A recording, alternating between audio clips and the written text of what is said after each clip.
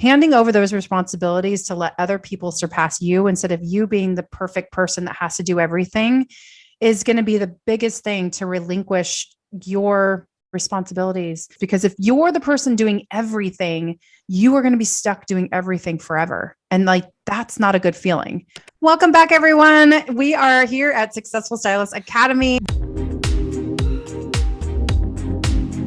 Right now, I'm going to bring Drea in. Hey, girl, how's it going? Hey guys, hi Ambrosia. It's going good. I'm excited to be here. I'm actually a little nervous today to share. This is a good thing. Yes, this is just what I wanted for you to be nervous. I'm just joking. So if you guys have never joined us before, we at Successful Stylist Academy, we like to dive into the marketing and the business side of our industry because it's what closely connects us to our why, our purpose, and our promise that we deliver as a business, but it's also what connects us to the right kind of people and lets our business grow and evolve. That's where I have found ongoing success for myself. That's how Drea and I have closely aligned with one another. That's what we're here at Successful Stylist Academy. That's what we're all about. We want you guys to be able to simplify the process toward your successes, whatever version that means for you. So this season, we're doing storytelling, and I asked Drea to tell us a little bit about how she arrived to the process, some of the hardships that she may have gone through that we don't get to see because she's always like such a lovely human. She's so optimistic. She's so uplifting. And we don't get to see the parts that, like, she had to struggle through to get to this place today. I am nervous, I said, to share. And I am because I really challenged myself to lean into the fear of like what I'm afraid of, why I'm afraid of sharing this with you guys. And it's because I am afraid of being judged. I'm afraid of revisiting things that have taken me a long time to get freedom from. I am afraid of losing credibility. I am embarrassed as some of my lack of knowledge and process and things I went through. And that part of that is, like a lie. And I had to pinpoint that. So with that said, I am going to do my best today to be vulnerable and lean into that fear and share in authenticity and transparency with you guys, because I believe that our stories have power. And yeah, I have been a platform artist, and I've owned a salon, and I've traveled all over the world teaching people hair and public speaking, and all that's true. But there's a backside of that. You've been able to make this a part of the success of your story. And this is how you're able to give it so freely because you've done the work to give yourself so much love that you're able to pass on to other people too. So I'm excited to hear what you have to share. Well, thank you for that. And I love you. I appreciate you in my life. And we're not even getting started, you guys, and I'm already going to lose it. So it's amazing how things that are close to us and have affected us, like this is something I haven't revisited in a while. And it's amazing how much is still there, like how much it can surface, which also just means that it can help someone else. And one reason I want to share this is because it starts as such a basic story, and it's just about my experience owning a salon and going into that and what that looked like and what that process was. And the reason I want to share it is because I feel like people think, just as I did, that you're supposed to know stuff that you don't know, that you're supposed to have it all together, that if you own a salon, then like you must have money, or you must be successful, or you must be doing well, or I mean, there's just so many things that come along with that. And then we hold ourselves to that expectation that others put on us and that we create for ourselves. And the pressure of that expectation makes us lean into performance. And anytime we're leaning into performance, we are not living out our why and our purpose. And we are not operating in authenticity. So I wanted to go to massage therapy school, and then I started seeing a new hairstylist, and she kind of like talked to me about hair. And I was like, you know what? I'm going to do hair and I'm going to do massage and I'm going to open a salon and I'm going to open a spa and I'm going to do it different than anyone has done it ever in my town. Now, I was 18. Love it. So ignorance is bliss, right? I mean, that is always a true statement. So I did have no problem with dreaming big. Like that was not my issue. Like my imagination intact, dreaming big, not a realist, not glass, not half full, glass all the way full, overflowing, with that imagination. I wasn't like, let's separate this from like imagination and calling and what makes sense and like fantasy imagination. No, I was just like, let's just smash all this together and like run with it full force. So I thought, okay, I'll do this. But I did know at least enough to know that I was clueless. I didn't know how clueless, but I knew I was clueless. So I thought I'll go to massage therapy school first because it'll take the shortest amount of time to start working. Then I'll start working doing massage. Then I'll start going to beauty college. So all that happened. And then I'll go do some business classes, some management classes. I'll go to JC. I'll learn some finance stuff. Like, so that's my plan. I meet my ex-husband at 18. He's in the construction business and he has a client who is moving offices and has this giant building that's going to come available. I had been doing massage for maybe 1 year and I had been doing hair for 6 months and not well, like messing up people's hair still. You know what I mean?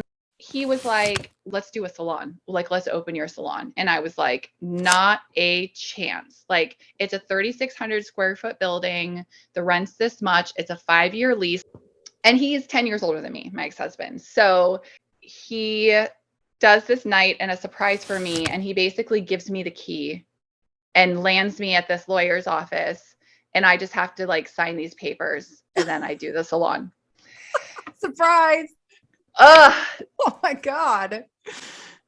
I like thought I was going to hyperventilate. But so you guys, it was like this. I'm really excited. Someone's kind of handing me my dream, but they're also not setting me up for success. Not on purpose, but they're not. I dove in. I must have sounded like really silly to a lot of people. When I go back and think about telling people this that are in like their middle age and I'm like, I'm opening this salon and I'm doing this and I did do all that, but I didn't stop to ask like, should I do it? And is it the right time to do it? And am I aligned with the right people to do it? Yes. And opening a salon. So when I was 21, I had a baby that I didn't expect to have. I got married, I built a house, and I opened a salon within the year. Just do it all. Russian roulette. Sink or swim. I love it. Yeah. I don't recommend that to anyone ever. Do you remember anything from it? So I'm really glad you said that. So part of it, like revisiting this was hard for me because as much as I was busy, I wasn't present. I missed out on my daughter being an infant. I would go to work and do 3 days of hair and 3 days of massage and sometimes work at the salon on people until midnight. I worked at least 6 days a week doing clients and then usually was in the salon on Sundays cleaning or doing paperwork or taking care of things. And I really, my house that I wanted to build and be a part of the process, I was to an extent, but I feel like that was a cool thing that I wanted to be present for. And I kind of like threw things together because, well, one, I was 20, so I didn't even know what I liked or who I was. And so there's that. But also, I couldn't be present. I couldn't be present for all of it. And the whole entire time, I was in performance mode and I was trying to prove myself. One thing that I did was instead of being vulnerable and being like, no, I don't know this, or I'm pretty lost, or I'm mostly winging this and it's all going based on like my dreams and my creativity and not information and not education and not experience because I'm brand new at this. And instead of just saying that, I needed to give myself a position that I hadn't earned yet working all night, not being present with my clients, like creating this narrative that was only 40 to 60% real. And the rest of it was what I needed people to see because it was the story I was trying to tell myself about my own self. Handing over those responsibilities to let other people surpass you instead of you being the perfect person that has to do everything is going to be the biggest thing to relinquish your responsibilities. Because if you're the person doing everything, you are going to be stuck doing everything forever. And like, that's not a good feeling. So my goal, like hearing you talk about this, because I'm a salon owner, I'm shifting down to 2.5 days a week. And I say half a day because the other half of the day will be admin and working with the team, and then slowly going to 2 days a week and possibly even one. I don't know what that looks like, but really focusing my time into elevating everybody else's craft around me so that they're winning. They're winning when I'm not there, and they're feeling proud and they're feeling invested and all that stuff. And so at some point you have to pass the torch, and you can't be the big kahuna, in order for that to grow. So I love that you shared this story, because this process is something that I can relate to so dearly. And I think being smarter with what you have in your hands now, rather than trying to fill it up with more things. I feel like if you're in a place where you're going through the motions or you're so caught up in the numbers, I want to invite you to dream again. I'm going to give you guys the closing part of it. And this was the part that stuck with me for a really long time. So I had done some research. I hired a business manager. Later on, I hired another business manager that really helped me do some things that I think the other business manager wasn't maybe operating her original business like above board, which I didn't know. And so she kind of stepped into operating mine in that way with the knowledge that she had, because she was self-taught herself. And I had about 22 people working in the salon. The receptionist and my business managers were employees. Everyone else was independent contractors. I had a few renters, but almost everyone was commission. My commission people were independent contractors. See where this is going? So Yes. Yes, I do. Was not working within correct EDD policy unknowingly. And I should have known, like I should have known. I should have been able to do the research. Like the information is available, but I couldn't see it because I was working 6 days a week and I jumped into something before I even knew anything about a business. And I ended up getting audited, and I was fine with that. Like I didn't even have a thought about it. Like, this is how much I didn't know what I was doing was not correct. Is I was just like, that's fine. Like, what do you need? Like, whatever you need. Like, this is a pain in the butt, but it's fine. And they audited me, and then they came back and basically said, overnight, you're going to owe over $100,000 to federal and this much money to state. I always paid my taxes. I didn't owe any taxes. Crap. My credit was great. And overnight, I owed over $100,000 to federal and to state. And I was like, what just happened? Like, literally, I was completely blindsided. And this is the part that's embarrassing, because I know some of you that know a lot more than I did at 21 are going, duh. But that wasn't my experience. And I was really like, I did my research. I paid a business manager handsomely. I don't understand like what's going on. And instead of accepting it and figuring it out, I was like, no. And I went to court, and it was a grueling experience. Oh, no. There are a lot of things in our industry that other industries definitely get away with that we don't. And there was a lot of like injustices that I took on that really made me bitter. And I made the process make me a little bit bitter. So coming out of it, I went through a process for almost 2 years.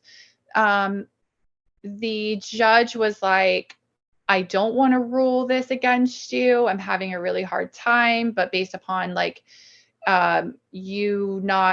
everyone can keep their own appointments at the book up front. You have business cards that's like, everybody has. There was like a few specific things. She was like, these people should have been employees. and I didn't have them as employees. I had them as independent contractors. They came and go as they pleased. They, did their own appointments, all these things. But the system that I had them on, they should have fallen under employees, and I had them as independent contractors. That was the bottom line. And you guys, it really rocked me. I felt really stupid. I was really ashamed. I was really embarrassed. I didn't want to tell anyone. I was angry. It created like bitterness. And this was my dream. This was my time away. I didn't get to see my daughter as she was an infant. I didn't go through the process of building my house so that I could work on this dream. Almost within 6 months, I was almost ready to go under for trying to pay employee taxes and work comp and all of the things on 22 employees. Wow. Going from 3 employees and trying to make payments to the IRS. Now my credit's bad. Now I have a lien on my house. This was like a big thing happening for me. And then I was like, okay, I guess we're going to have to go rental, which killed my dream, because what does that mean? Like, when you're rental, you have less say. You have less say over the culture, over what's happening in the salon, over a lot of things. And that culture and the team was like one of the biggest things of importance to me as a salon owner. And, it does make you stronger, and it does develop your character. And one of the silver linings in that is, no matter whether I'm getting on stages in front of 900 or 2,000 people, or I am owning a salon, or people are like, wow, this apprentice program that you developed is amazing. And those are all things that I did like to hear. But with this happening, it created a balance, because it made me always have to operate in humility. It showed me how to persevere. That perseverance helped develop my character, and it renewed my hope in other things. And I want that to be part of everyone's story, and to know that through the hardships, like, that's what sharpens you. And most of the time we're like, how can I get out of this? Or how can I numb this? Or what's the quick fix, And it's like, no, like, lean into it, like, walk through it. Don't walk out of it, because you're going to take so much with you. And yeah, there were hard things, and there were years and years where I was still paying for that, like literally, like I shared, but I would not take it back. And it did create opportunity. And the other thing that I want to say is, there's many people who saw me on stage. They didn't know what I was going through. And my fault is that I thought that if I shared this story, it would give me a lack of credibility. But now the way that I look at it is, wow, like, Gives I you was more. showing up. Yeah. And I was Yeah. showing up harder than anyone even ever realized. Mhm. And I think that's a lot of our stories. We see the person on stage. We see the person on social media. We see what they're doing in their business. Our clients see us behind the chair, but they don't realize how strong we are. They don't realize how much courage we have. They don't realize how much it's taking to show up and share something in authenticity and creativity while we're still dealing with this whole other very real situation over here. And I think that what I thought was embarrassing and shameful gives power to the person that I am. Yes. You may feel like you failed at something, but use it to your advantage. Fail forward. Use it to other people's advantage, and let them in on the process and what's going on with you, because it makes us more human, and we grow more from being more human with one another, because whether we're sharing it or not, it's happening in all of our lives and all around us. And there's a lot of people who do maybe think, like you said at the beginning, like, I'm looking forward to hearing your story because you're this lovely person who this or that. And I want to make very clear that there are certain things that maybe people see about me. And I'm grateful. And I try to be authentic in what I do show people. But there's a time and a place to expose things, and not everyone should have full access to you all the time. But I feel like there are things that people see or think about me, and make no mistake, that there are also things that you would consider failure or dumb on my part, or, just things that you would never know. One, you don't know the whole side of their story, just as you found out today. And secondly, you can't compare yourself, because the space that you're holding is meant for you. You have power in that space, and comparison will kill your calling. I think that's it. Oh, Drea, that's so wonderful. Thank you for sharing all of this and being incredibly vulnerable today. And even though I know how you may feel about it, I promise it's received so differently than the way you internalize it. And it's amazing when you're not the one going through it, how it's like, wow, that's a remarkable story of strength and courage. And like, it's like all the opposite things that you must feel. So it's just ironic. And it's a great reminder to me that my darkest secrets of vulnerability and mistakes that I've made, and the things that I consider ugly about myself, may have the opposite effect on others too. So it's such a strong reminder to let those stories free, and to let that be part of all the things that you get to love about yourself and your journey and your experience in your life. And we do want to encourage you to dream big, set goals, take action. And we really are here for you each step of the way. We want to share our knowledge with you, but we also want to hear your stories, your struggles, all the other things too. We're looking for deeper relationships and connections. And we want to help you guys find your why, your purpose. And we want you guys to be able to tell your stronger story within your mission as a business, as an entrepreneur, as a provider, as a service provider, whatever it is that you really want in life. So we will look forward to seeing you, or I guess talking with you next week. We are loving this journey that we were having with all you guys. So in any case, have a great evening.